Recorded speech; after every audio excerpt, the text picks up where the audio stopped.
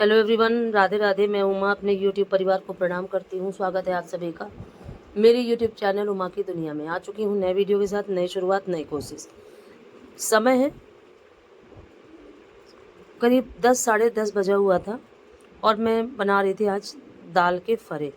उसके लिए देखिए मैंने दाल बना ली है, अरहर की दाल, और उसमें कच्चे आम को पीस के और डाल दिया है, और फिर लगा दिया है हिंग जीरा और हरी मिर्च से तड़का।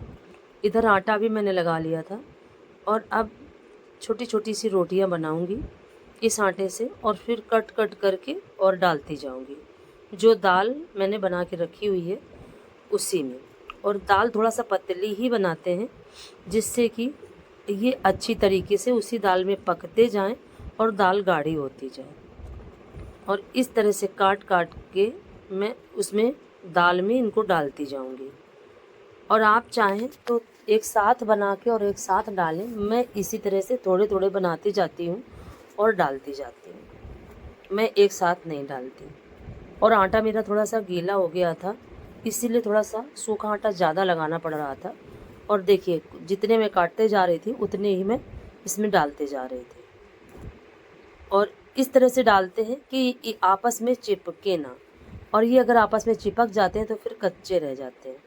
और देखिए आप किसी भी साइज़ में इनको बना सकते हो, बड़े छोटे लंबे चौकोर, किसी भी तरीके से आप बनाओ, गोल, जो भी शेप आपको अच्छा लगे उस शेप में बनाओ। और देखिए इस तरीके से काटने में क्या होता है, काफ़ी जल्दी भी हो जाती है और फटाफट ही बन के तैयार हो जाते हैं। और फिर देखिए मैं एक ले आई थी पेप्सी का ढक्कन और इससे कट करने लगी थी गोल गोल। तो कुछ गोल बनाए, कुछ लंबे, कुछ चौकोर, कुछ छोटे और कुछ बड़े। और देखिए किस तरीके से मैंने काटा कि पूरी ही आटे की रोटी को कहीं भी कुछ भी बचा नहीं, पूरा ही कट कर दिया। तो इस तरह से काटें जिससे कि बार बार लोई को फिर से न बनाना पड़े और सारा आटा इस्तेमाल हो जाए। ये देखिए, और सभी क्षेत्रों में अलग अलग तरीके से दाल के फरे बनाए जाते हैं और मैं इसी तरीके से बनाती हूँ। और फिर जब ये खूब अच्छे ढंग से पक जाएंगे तो घी डाल के आप सर्व करिए। बच्चे बड़े सभी बहुत ज़्यादा पसंद करते हैं और मेरे बच्चों को और मुझे तो बहुत ही ज़्यादा ही पसंद है। और देखिए फिर कुछ छोटे छोटे से बनाने लगी थी। अगर आप रोटी को पतला करते हो तो किसी भी तरीके से आप बना सकते हैं, अगर थोड़ा सा मोटा भी होगा तब भी अच्छे से पक जाता है।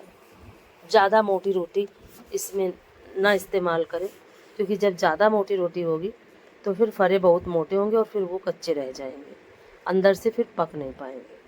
और अगर फरे कच्चे रह जाते हैं तो फिर ये काफ़ी नुकसान करते हैं। एक तो उनका टेस्ट भी नहीं अच्छा आता और फिर हमारे स्वास्थ्य के लिए, हमारे पेट के लिए भी काफ़ी नुकसानदायक। और फिर देखिए फाइनली फरे बन चुके थे, देखिए कुछ इस तरीके से।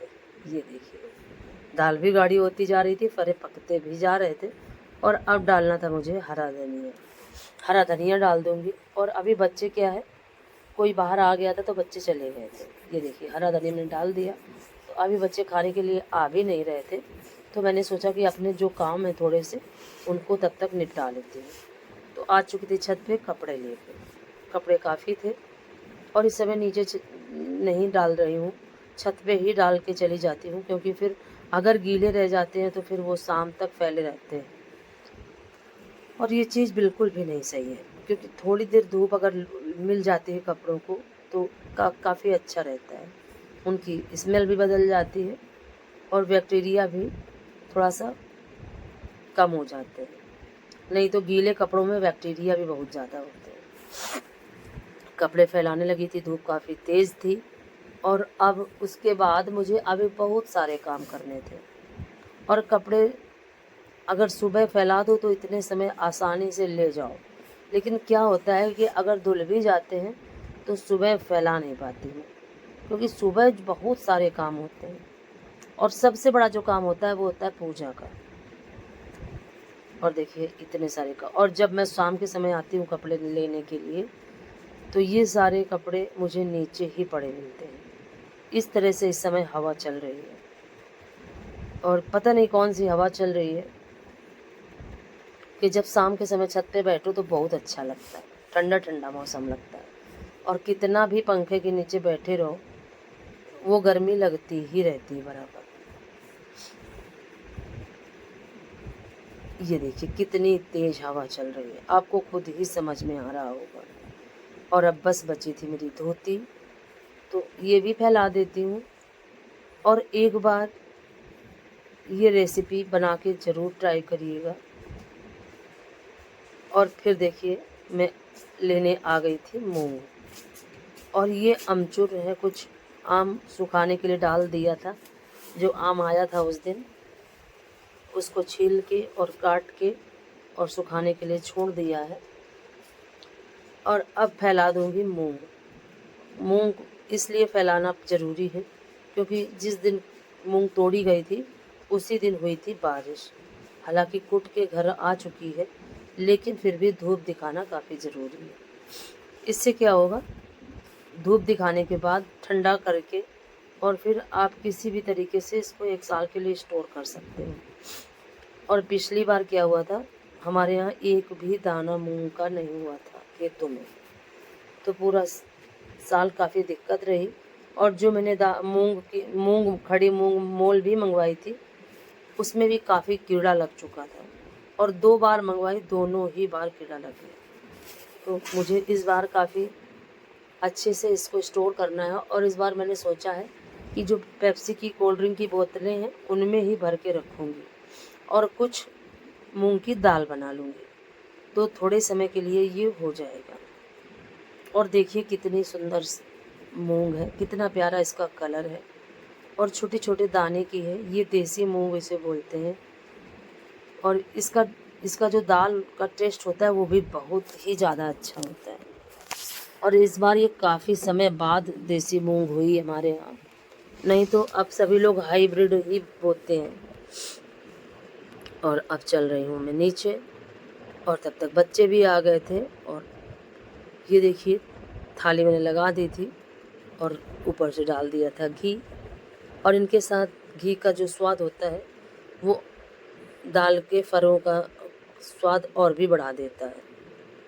और फिर मिल रही हूँ आपसे मैं शाम के समय रोटियां मैंने सेक ली थी, और पहले मैंने सोचा कि दिया बाती कर देती हूँ, और फिर बाद में एकदम से मन बदला और ये सोचा कि सब्जी काट के छौंक देती हूँ, जो जितनी देर मैं दिया बाती करूँगी उतनी देर में सब्जी बन जाएगी।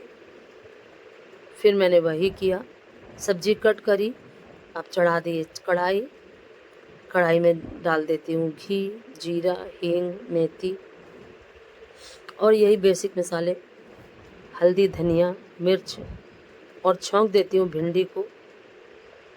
और भिंडी मेरे बच्चों को बहुत अच्छी लगती है, पसंद है, बहुत ज़्यादा पसंद है। और कुरकुरी भिंडी ज़्यादा पसंद है, लेकिन क्या है गर्मियों का समय है, ज़्यादा तेल से फ्राई करना या घी से फ्राई करना स्वास्थ्य के लिए अच्छा नहीं है, तो इसीलिए कुरकुरी भिंडी नहीं बनाऊंगी और ऐसे ही सिंपल साधारण सी भिंडी बनाऊंगी।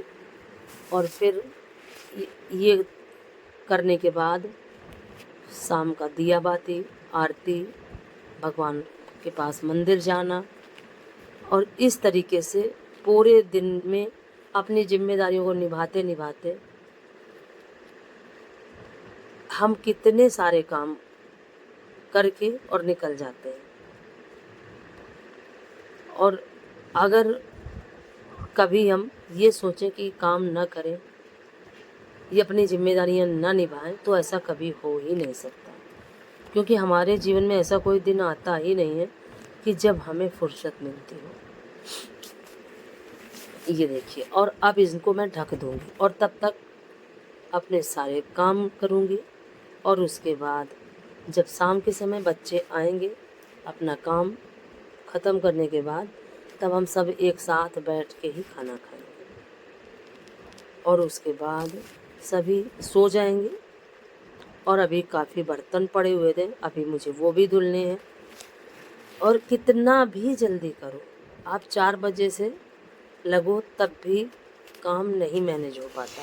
और इधर देखिए दूध भी आ चुका था, तो सब्जी के बाद इसको भी गर्म कर दूंगी, क्योंकि अगर गर्म हो जाता है तो ठंडा हो जाता है, तो बच्चों को पीने में आसानी रहती है। देखिए सब्जी बन चुकी है, इसको अलग निकाल कर छोड़ देती हूँ, क्योंकि किसी भी बर्तन में सब्जी रखी रहे, दाल रखी रहे, मुझे ये चीज़ बिल्कुल भी पसंद नहीं। तो बनाती हूँ और तुरंत ही सारे बर्तनों को खाली कर देती हूँ।